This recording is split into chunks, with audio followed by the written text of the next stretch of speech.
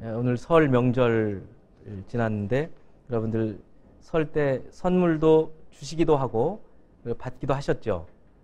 저도 드리기도 하고 직접 가서 이렇게 형제들이나 이런 분들은 드리기도 하고, 또 어떤 제가 양육했던 교회 청년 결혼을 해서 다른 곳으로 이사를 가가지고 아이를 안고 지난 주일날 사과 한 상자를 또 사가지고 와서 감사를 잊지 않고 참 여러 가지로 기쁨이 있었습니다. 선물은 참 받는 기쁨도 있고 주는 기쁨도 있는 것 같아요. 줄 때는 이유가 있어서 드리는 거죠. 저에게는 형님, 누님들이 계시는데 저는 제가 3살 때 아버지를 잃었습니다. 그리고 홀 어머니 밑에서 자랐는데 형님과 누님들이 사실 저를 오늘의 저로 만들어 주셨어요. 하나님께서 가장 큰 은혜이시지만 그런 형제들을 통해서 도움을 받았습니다. 그래서 잊지 못하고 잠시라도 가서 뵙고 간단한 선물 드리고 그리고 돌아오기도 하고, 드릴 때도 항상 저를 이렇게 만들어 주셨는데 제가 이런 거 가지고 이렇게 고맙다고밖에 할 수 없어서 미안하지만 그래도 받는 걸 기뻐하시는 걸 보고 기뻐하기도 하고, 또 제가 받을 때는 마찬가지로 사과 한 상자지만 저 친구들이 잊지 않고 이렇게 찾아주는구나 하고 참 감사하는 마음이 있습니다. 선물은 마음의 매개체라고 생각이 들어요. 마음이거든요. 그렇습니다. 그래서 선물은 참 좋습니다. 그러나 오늘은 그런 우리가 일상적으로 주고받는 그런 선물보다 이렇게 하나씩 빼먹다 보면 나중에 빈 상자만 남는 그런 이 세상의 선물보다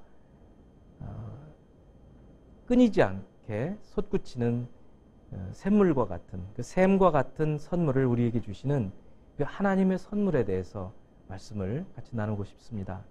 함께 이 말씀을 통해서 이미 여러분들에게 하나님 선물이 임해 있지만 다시 한번 오늘 말씀을 들음으로 이 풍성한 하나님의 선물을 하나님께서 이미 우리에게 주셨구나 하는 확신을 갖고 늘 기쁨으로 또 어려움 가운데서도 소망 가운데 살 수 있는 여러분이 되길 바랍니다.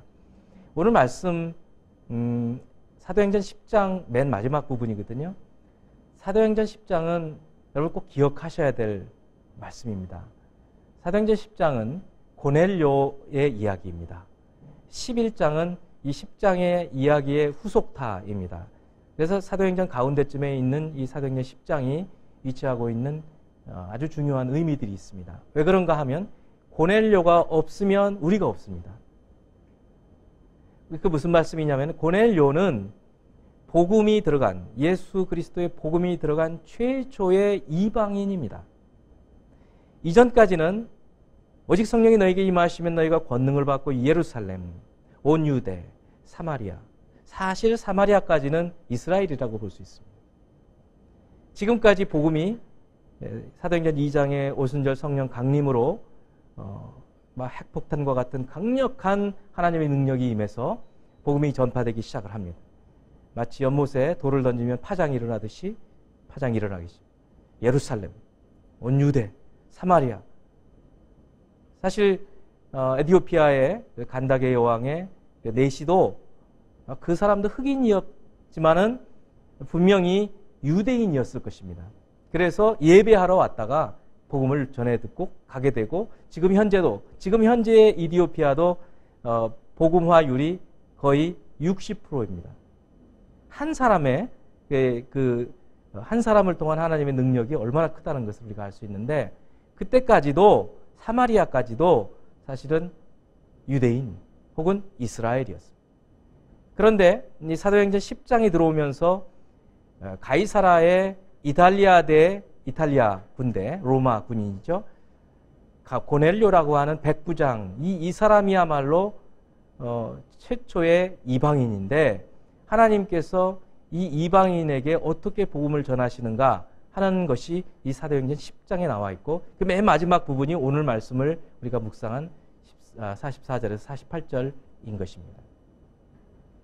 그래서 우리나라 1800년대 후반에 개신교가 한 100년 전에 천주교가 우리나라에 들어왔지만 이렇게 이방인이었던 우리나라, 복음의 이방인이고 하나님의 은혜에서 멀리 떨어져 있고 하나님과 원수되었고 평균 수명이 40세에 불과했고 정말 나무조차도 제대로 자라나지 않는 이 척박한 언더우드 선교사의 기도에 의하면 그런 땅에 복음이 들어올 수 있었던 것은 고넬료 때문입니다.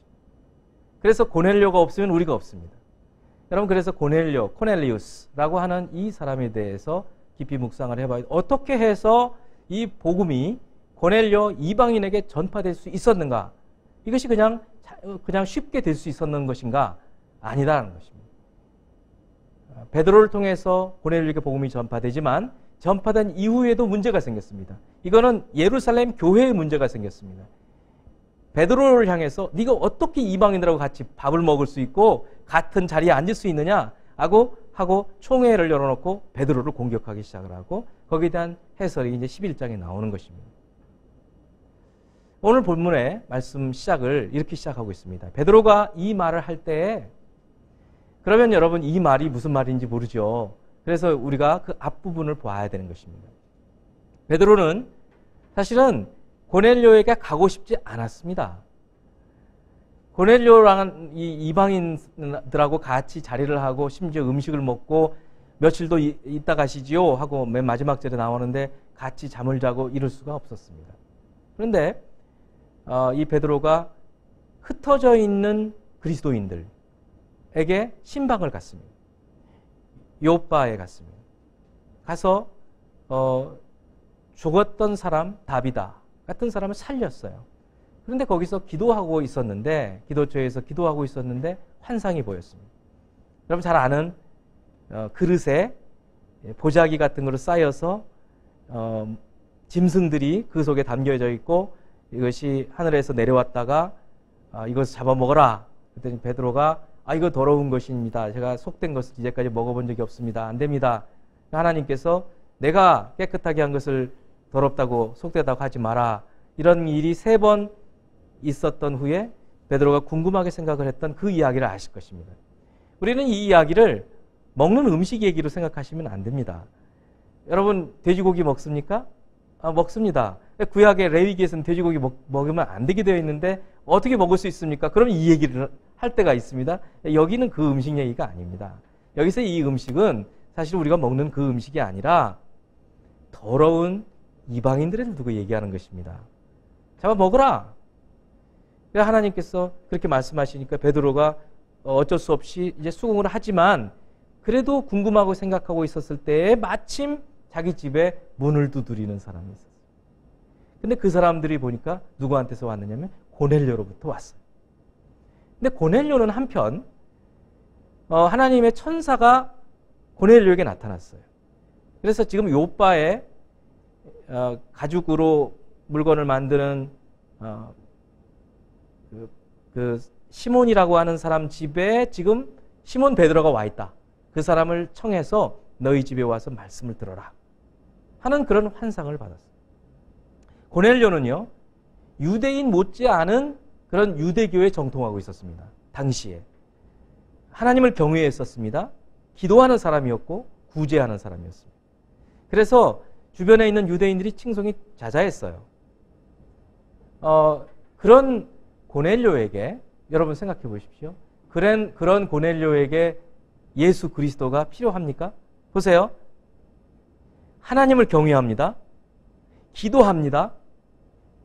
천사가 나타난 것도 기도할 때 나타났어요. 그리고 구제까지 합니다.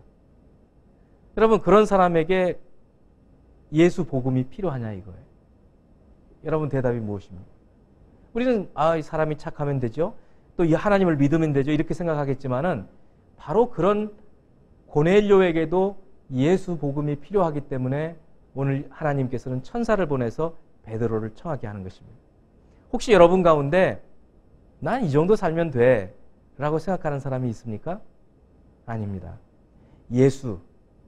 오직 예수가 여러분 안에 계셔야만 우리가 구원을 얻는 것입니다. 바로 그런 고넬료에게 하나님께서 천사를 보내서 베드로를 청하고 그래서 사람을 보냅니다. 하인 둘과 경건한 군인 한 명을, 3명을 보내고 문을 두드리는 그 찰나에 사실 베드로는 환상 중에 그 보자기 사건을 경험하게 되는 것입니다. 그래서 궁금하게 생각하던 차에 성령께서 두려워하지 말고 가라, 이런 말씀을 주시는 겁니다. 그래서 하룻밤을 묵고 베드로는 그들과 함께 가이사라, 지중해에 있는 항구 도시, 로마 군대가 주둔해 있는 곳으로 가게 되는 것입니다. 갔더니 고넬료가 자기 친구와 친척과 온 사람들을 다 모아놓고 기다리고 있습니다. 참 잘 오셨습니다 하고 인사를 한 다음에, 그리고는 말씀을 듣기를 청하는 거예요. 제가 지금 무슨 말씀하고 있습니까? 44절 베드로가 이 말을 할 때에 지금 그 얘기를 하고 있습니다. 제 말씀의 줄기를 잘 이렇게 이어가시기 바랍니다. 이 말을 할 때 베드로가 어떤 말을 하느냐면요, 그때 말씀을 전하는 게 예수를 얘기하는 거예요. 하나님께서 만유의 주, 여러분 예수께서 여러분의 주님 되십니까? 여러분이 주님입니까? 내 인생 내 맘대로 하는 게 주인이거든요. 내 인생 내 맘대로 하면 내가 주인이지 주님이 주인이 아니에요. 내가 싫어도 주님께서 말씀으로 오늘 무슨 부담을 주시면 내가 그 말씀 따라서 가는 그런 사람은 예수님이 주님이에요. 내가 이해가 안 되는 사건에도 분명히 주님의 뜻이 있을 거야 라고 생각하고 이해가 안 될 때 인내하고, 하나님 나에게 주시는 이 시련이나 이 어려움과 이 이상하게 생기는 사건이 웬일입니까? 하고 물을 수 있는 분이 하나님, 예수님을 주님으로 생각하고 있는 신자들입니다. 여러분, 예수 그리스도를 참된 주인으로 모시는 여러분이 되기를 축원합니다. 베드로는 그렇게 설교를 합니다. 만유의 주 되신 예수께서 세상에 오셔서 성령과 능력으로 충만함을 받고 모든 착한 일들을 하셨다. 마귀에게 눌려있는 자들을 자유케 하셨다. 그런데 사람들은 그를 나무에 못 박아 죽였다. 그런데 그 주님께서는 죽음을 이기시고 사흘 만에 부활하셨고 살아있는 자와 죽은 자의 재판장으로 다시 오신다. 그리고 그 이름을 힘입어 우리가 죄사함을 받는다. 이렇게 설교를 했어요.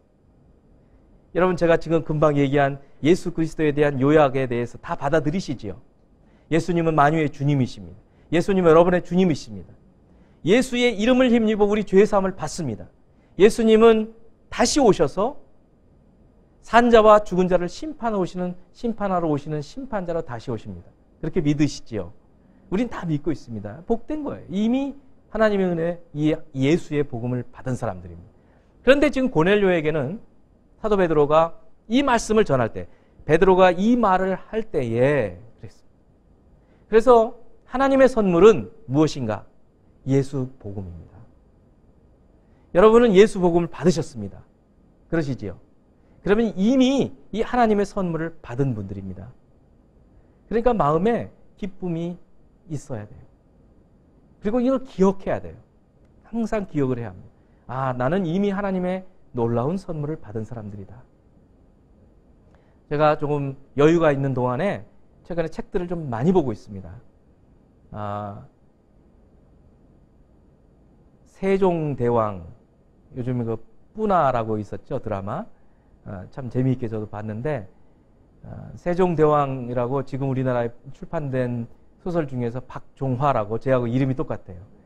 이분이 쓰신 12권짜리 소설이 있는데 그거를 지금 12권째 읽고 있습니다. 다 거의 다 읽어갔습니다. 최명희라고 하는 소설가의 혼불이라고 하는 책도 10권인데 그것도 최근에 다 읽었습니다. 그리고 그 양화진이라고 하는 김연희인가요? 정연희라고 하는 작가의 그 실제적인 어떤 다큐멘터리 같은 소설이에요. 그 이야기는 양화진의 외국인 선교사 묘지가 있지 않습니까? 여러 번 갔다 왔는데 그 선교사 묘지를 방문하면서 일어나는 어떤 대화들을 중심으로 해서 이제 1880년대로 들어가서 이야기가 진행되는 그런 이야기인데, 그때의 우리나라에 이 복음이 들어오지 않았을 때, 복음이 막 들어왔을 때의 그런 척박한 시대의 이야기들을 우리는 좀 알아야 됩니다. 지금과 같이 교회가 너무 많은 것 같은 지금 우리나라 현실에서 사실 교회가 하나도 없었고, 양귀자라고 들어보셨죠? 양귀자. 언더우드 선교사의 그 시에도 나와 있는 서양 귀신이라는 거예요. 양귀자. 이 언더우드 선교사가 결혼을 해가지고 평양 쪽으로 이제 신혼여행을 가시는데 초가집 이런 데 가서 묵으면 동네 사람들이 다 모여드는 겁니다. 한 곳에는 그랬어요. 다 모여들어가지고 창호지를 다 이 구멍을 뚫어가지고 문이 그렇게 돼 있지 않습니까? 쳐다보는 거예요. 얼마나 그 참 원숭이를 쳐다보는 것 같은. 그런데 그래가지고 언더우드 선교사가 어떻게 한 적도 있었느냐면 아예 말 위에 앉아가지고 자기 그 한 사람을 하인을 시켜가지고 1분씩 보게 하는 겁니다. 이렇게. 그래서 온 동네 사람 한 150명 되면 한 5사람씩 이렇게 자기 자리 앞에 와가지고 1분씩 보게 하면 빨리 가라 그러고 또 와서 보게 하고, 그럴 정도로 아주 이 서양 사람들이 우리나라에서 아주 재미있는 신기한 그런 분들이었는데, 복음이야말로 얼마나 그랬겠습니까? 그런데 하나님께서 이 민족에게 이 아름다운 예수 그리스도의 복음을 선물로 주신 것입니다. 그래서 오늘날 우리가 이처럼 하나님 앞에서 잘 살게 되고 복음에 이제는 전파하는 나라가 되었다는 놀라운 일입니다. 그래서 우리가 가지고 있는 이 복음을 너무 당연시해서는 안 되는 것입니다.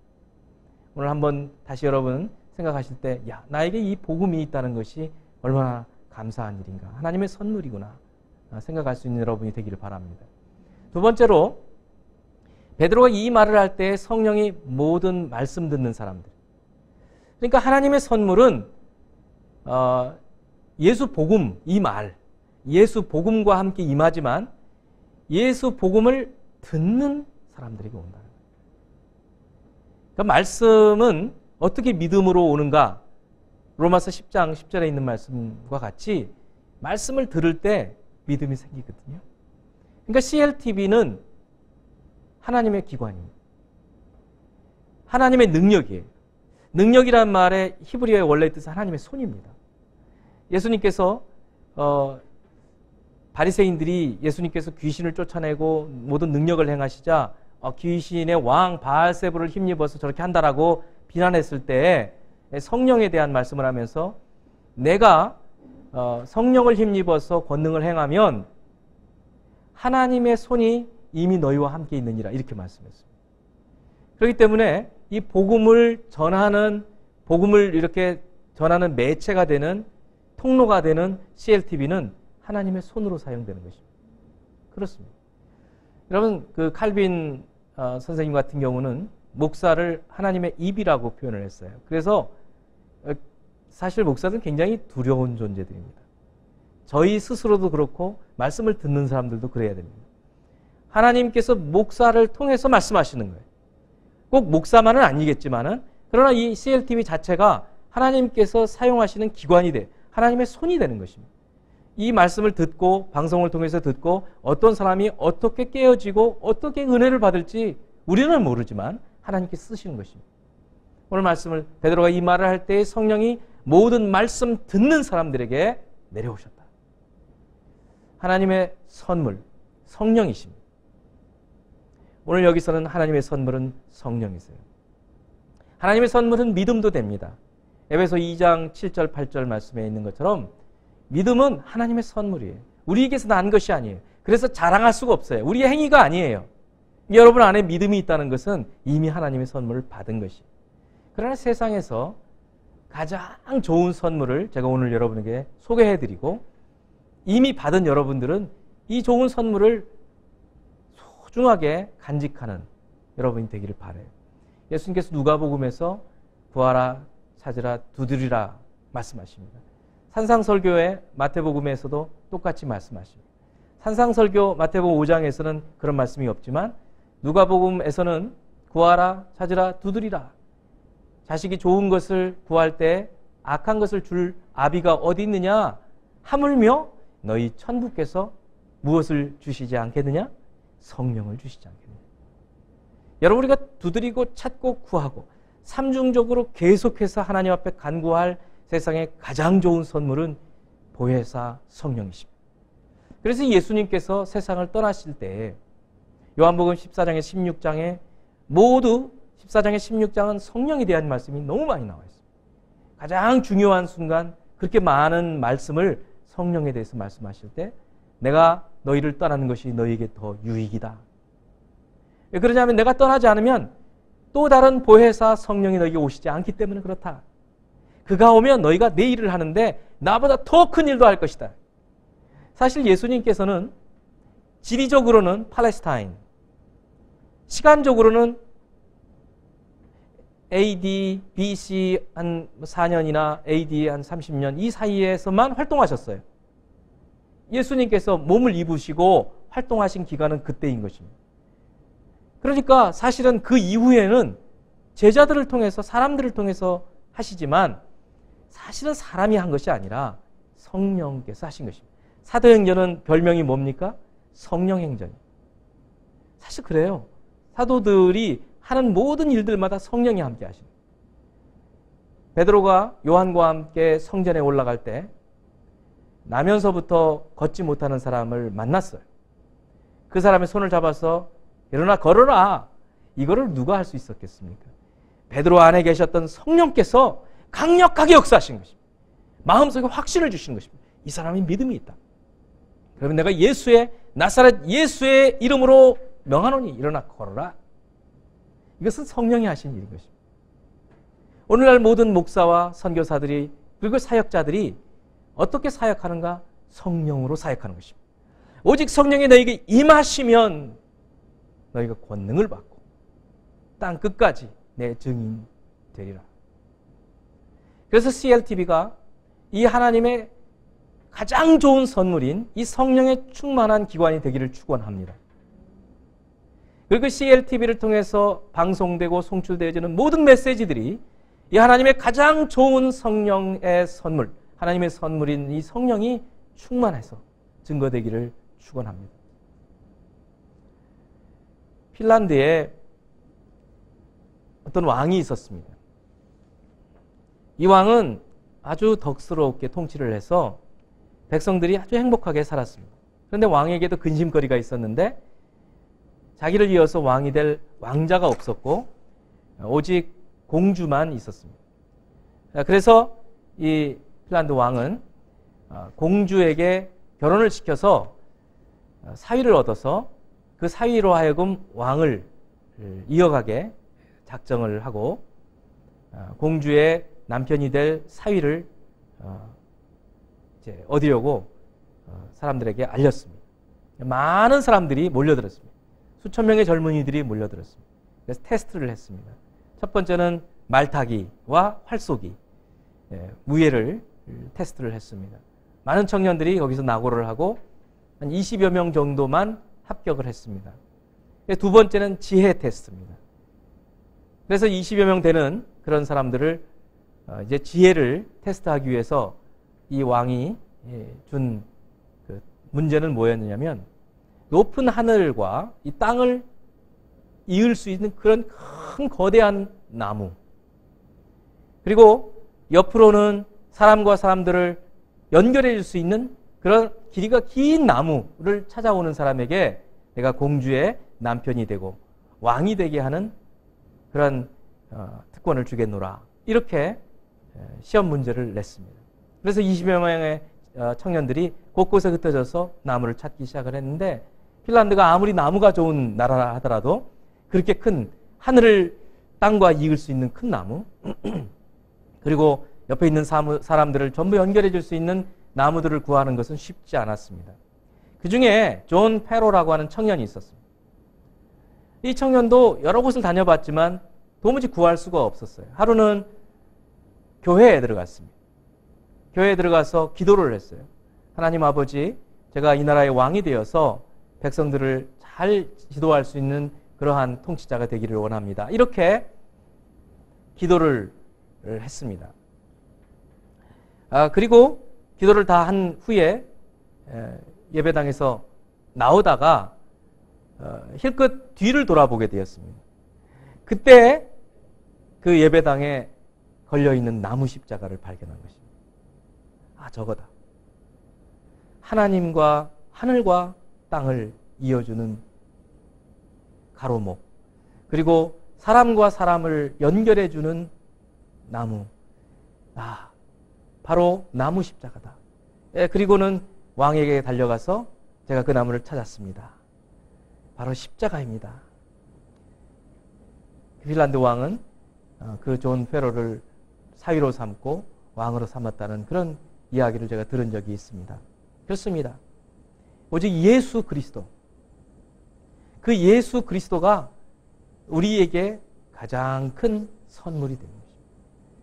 그리고 예수 그리스도를 인해서 하늘과 땅을 잇고, 그리고 사람과 사람을 잇는 그러한 복음의 가장 핵심적인 내용이 되는 것을 우리가 기억하고 사역할 수 있는 여러분이 되시고, 그리고 기관으로 CLTV가 될 수 있기를 축원합니다.